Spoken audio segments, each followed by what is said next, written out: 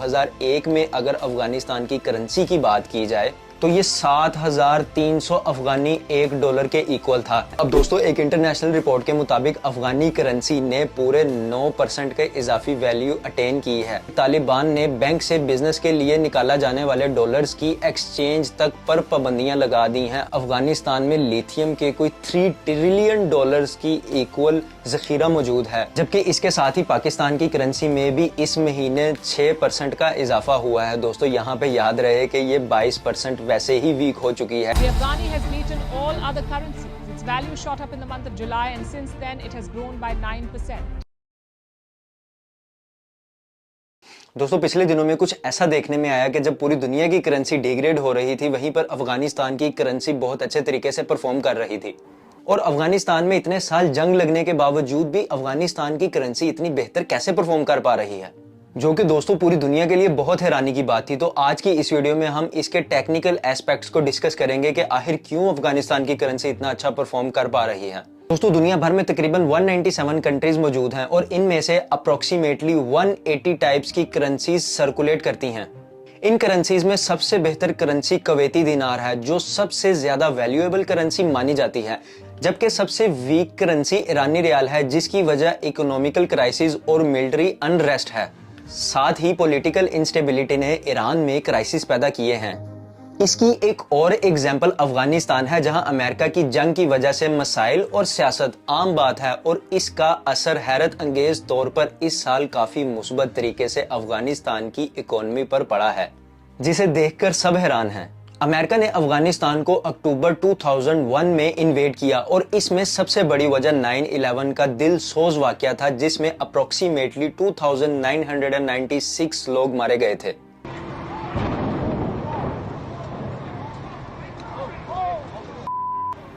Somebody hit the World Trade Center or the Trade Center. World Trade Center. There's a fire on the upper floors. और इस इंसानियत सोज हादसे के बाद America को अफगानिस्तान पर हमला करने का एक बहाना मिल गया, और वो इसलिए मिला क्योंकि इनके अकॉर्डिंग अफगानिस्तान ने तालिबान को महफूज रखा था, जो कि 9/11 के वाकये में कल्प्रिट थे। अब दोस्तों इस जंग के वक्त अफगानिस्तान के हालात वैसे ही थे जैसे किसी भी तरक्की पजीर मुल्क के होते हैं। इसकी इकोनॉमी थर्ड वर्ल्ड कंट्री की तरह थी, जहां पे मुल्क का खुद से चलना ही बहुत मुश्किल था, और वहां पे अमेरिका ने जंग लगाकर इनका मजीद बुरा हाल कर दिया। अब दोस्तों जिस वक्त अमेरिका ने अफगानिस्तान में जंग लगाई थी, यानी 2001 में अगर अफगानिस्तान की करेंसी की बात की जाए तो ये 7,300 अफगानी $1 के इक्वल था। जी हाँ दोस्तों, जबकि 2002 में तालिबान के बाद ये अफगानी 3,600 भी हुआ, लेकिन अब एक $75 से 78 अफगानी के इक्वल है। अब दोस्तों एक इंटरनेशनल रिपोर्ट के मुताबिक अफगानी करेंसी ने पूरे 9% के इजाफी वैल्यू अटेन की है, यानी अफगानिस्तान की करेंसी ने अपनी वैल्यू में 9% तक का इजाफा किया है और दुनिया भर में बेस्ट करेंसी के तौर पर सामने आई है। जबकि इसके साथ ही पाकिस्तान की करेंसी में भी इस महीने 6% का इजाफा हुआ है। दोस्तों यहाँ पे याद रहे कि ये 22% वैसे ही वीक हो चुकी है, उसमें से 6% बढ़ा है। इस वजह से पाकिस्तान रुपया और कमजोर हो चुका है। अब दोस्तों यहाँ पे अगर हमने थोड़ी सी हिस्ट्री समझ ली है कि अफगानी करेंसी $US के अगेंस्ट पहले कितनी थी और अब कितनी हो गई है, तो अब इसकी रीजन डिस्कस करते हैं कि आखिर इसके इंक्रीज होने के रीजन क्या है। अब दोस्तों आपको ये चीज माननी ही पड़ेगी कि अफगानी करेंसी इतनी इंक्रीज होने की रीजन डायरेक्ट या इनडायरेक्ट वे में तालिबान के लगाए जाने वाले बैन्स और उनकी लीडरशिप में मुल्क को चलाने की तरक्की है। दोस्तों तालिबान ने अफगानिस्तान को 15 अगस्त 2021 में टेक ओवर किया और पूरे मुल्क में इस्लामी शरिया और सियासत के अकॉर्डिंग कई बैन्स लगाए हैं। इन बैन्स और रुकावटों की वजह से जहां बज़ाहिर अफगानिस्तान को फ्रीडम ऑफ थॉट्स और दूसरी बेसिक आज़ादियों से महरूम रखा गया है, वहीं इकोनॉमिक प्लेटफॉर्म पर इसकी मौजूदा फायदे भी हैं। और इन्हीं बैन्स के अकॉर्डिंग तालिबान ने अफगानिस्तान में डॉलर्स और पाकिस्तानी रुपीस के एक्सचेंज पर रोक लगा दी है, जिससे मुल्क का ज्यादातर कारोबार अफगानी करेंसी में ही होता है। इसके अलावा ऑनलाइन बिजनेस पर भी भारी रुकावटें हैं, जो कि डॉलर्स और दूसरी करेंसीज को अफगानिस्तान में फरोग हासिल नहीं करने देती। साथ ही पैसों का लेन देन एक इस्लामी तरीके से किया जा रहा है, जिसे हवाला सिस्टम कहा जाता है। इस सिस्टम में एक हवलदार तैनात किया होता है जो पैसों की ट्रांजैक्शंस करने में मदद करता है। इस तर्ज अमल से ही अफगानिस्तान में बाहर से मनी ट्रांसफर हो रही है और डॉलर की इतनी जरूरत भी पेश नहीं आ रही। एक इंटरनेशनल रिपोर्ट्स के मुताबिक तालिबान ने बैंक से बिजनेस के लिए निकाला जाने वाले डॉलर्स की एक्सचेंज तक पर पाबंदियां लगा दी हैं। अब एक महीने में आप अफगानिस्तान में सिर्फ 40,000 डॉलर्स ही निकाल सकते हैं, जो कि इससे पहले इससे भी कम थी, सिर्फ 25,000 डॉलर निकलवा सकते थे, या फिर एक हफ्ते में सिर्फ 600 डॉलर्स निकलवा सकते हैं, जो पहले सिर्फ 200 डॉलर्स थी। इन बैन्स में रिस्ट्रिक्शंस की रिलैक्सेशन की वजह से वार टाइम में अमेरिका की तरफ से किए जाने वाली मुज़ाकरात और वर्ल्ड बैंक से मिलने वाली मदद भी है, जिसकी वजह से कई जगह पर अफगानिस्तान में बैन्स पर सख्ती कम की गई है। अब दोस्तों, अफगानिस्तान में एक और हैरानकुन चीज देखने में मिलती है कि पैसों और करेंसी की अदला बदली के लिए छोटे छोटे स्टॉल्स लगाए गए हैं। अफगानिस्तान के शहरों और गांव में इन स्टॉल्स के डीलर्स को सराफ्स कहा जाता है, जो करेंसी एक्सचेंज करते हैं। जैसे हर मुल्क का एक फाइनेंशियल हब है, वैसे ही अफगानिस्तान का भी है, जिसे साराए शहजादा कहा जाता है, और ये काबुल में मौजूद है। यहाँ रोज की बुनियाद पर 100 मिलियन डॉलर्स की वर्थ की इक्वल तक की बिजनेस एक्सचेंज होती है। अफगानिस्तान से ग्रीन बैग्स यानी डॉलर्स लेकर बाहर मुल्क जाने पर भी पाबंदी है, और अगर कोई ऐसा करता है तो उसकी सजा भी दी जाएगी। पर क्या ये सब परमानेंट है या बस फिर वक्ती तौर पर ही इसके असरात देखने में नजर आ रहे हैं? एक मिडल ईस्टर्न, सेंट्रल और south Asian affairs at the Washington based new lines institute for strategy and policy के एक्सपर्ट कामरान बुखावरी ने कहा है, ये हार्ड करेंसी कंट्रोल कारआमद जरूर है, पर पॉलिटिकल, सोशल और इकोनॉमिकल इंस्टेबिलिटी की वजह से ये सारी मेहनत कुछ वक्त की मेहमान है।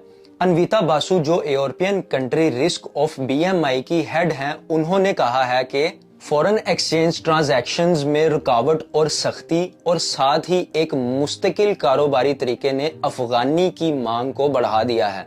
अगर ऐसा चलता रहा तो इस करेंसी में मजीद ठहराव आएगा। ये डेवलपमेंट हैरान कुन है, क्योंकि वर्ल्ड बैंक के अकॉर्डिंग अफगानिस्तान में लोग बेरोजगार हो गए हैं और इसकी वजह तालिबान की बढ़ती मनमानी को समझा जा रहा है, और साथ ही लोग कई और बेसिक अशिया तक खरीदने से कासिर हैं।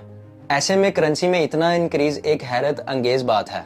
अगर अफगानी करेंसी को देखा जाए तो एक रिकॉर्ड के मुताबिक उसने 3% इम्प्रूव करने वाली कोलंबियन करेंसी को भी टफ कंपटीशन दिया है, और अगर सालाना देखा जाए तो इस साल अफगानी में 14% तक का इंक्रीज देखने में आया है, जो इसे ग्लोबली रिकवर करने वाली इस साल की तीसरी सबसे बड़ी करेंसी बना देती है। बाकी दो में कोलंबिया और श्रीलंका शामिल है।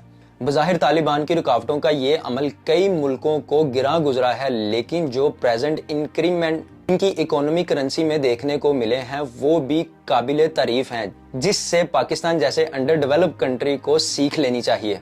तमाम चीजों के मौजूद होने के बावजूद अगर अफगानिस्तान आगे बढ़ रहा है तो हमारे मुल्क के आलाकारों को ये स्टेप्स लेने से कौन रोक रहा है?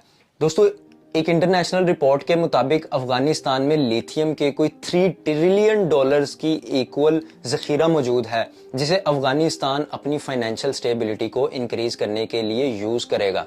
इसी असना में कई चाइनीज, ब्रिटिश और तुर्किश कंपनीज तालिबान के साथ रास्ते में भी हैं, जिनका इंटरेस्ट वहां के ऑयल, लिथियम और गोल्ड के जखायर में है। तुर्किश और ब्रिटिश कंपनीज ने इस साल कुछ 6.5 बिलियन डॉलर्स की कॉन्ट्रैक्ट्स जारी किए हैं, जिससे आयरन, गोल्ड और दूसरी मादनियात की माइनिंग की जाएगी। जबकि अफगानिस्तान ने अपने मुल्क की ऑयल एक्सट्रैक्शन की जिम्मेदारी एक चाइनीज कंपनी को दे भी दी है। उनके अकॉर्डिंग अफगानिस्तान को इस साल की 3.2 बिलियन डॉलर्स की जरूरत है, जिसमें से 1.1 बिलियन डॉलर अफगानिस्तान को मिल चुका है, जबकि लास्ट टायर अफगानिस्तान को 4 बिलियन डॉलर्स की जरूरत थी, जिसमें से हाफ अमाउंट उन्हें फराहम की गई थी, क्योंकि अफगानिस्तान की आधी पॉपुलेशन खाना ना होने के खतरे से दो चार थी। तालिबान कोशिश कर रहे हैं कि अपने मुल्क को एक बेहतर जगह बनाए, चाहे इंटरनेशनली लोग उनके तरीके को गलत ही क्यों ना कह रहे हो, लेकिन वो अपने तरीके को ही आगे बढ़ाकर चल रहे हैं। अब दोस्तों, सारे इंटरनेशनल प्लेटफॉर्म्स की नजर इनकी तरफ लगी हुई है, और सिर्फ देखना ये है कि क्या इनकी स्ट्रेटेजी कारआमद साबित होती है या सिर्फ ये एक वक्ती स्ट्रेटेजी रहती है और किसी अफसोसनाक ट्रेजेडी में बदल जाती है। दोस्तों ये थे वो टेक्निकल पॉइंट्स जो आपके और मेरे दिल में उठ रहे थे कि आखिर अफगानिस्तान की करेंसी इतना बेहतर परफॉर्म क्यों कर रही है। और ये टेक्निकल पॉइंट्स आपको शायद किसी भी चैनल पे या किसी भी न्यूज मीडिया के ऊपर देखने को ना मिले। तो इसी तरह की इंफॉर्मेटिव वीडियोस के लिए मेरे चैनल को सब्सक्राइब कर लें। दोस्तों इस वीडियो को लाइक करें और इस बारे में आपकी क्या राय है मुझे कमेंट सेक्शन में जरूर बताएं। अपना ख्याल रखें, मिलते हैं इसी तरह की नेक्स्ट इंफॉर्मेटिव वीडियो के साथ। अल्लाह हाफिज।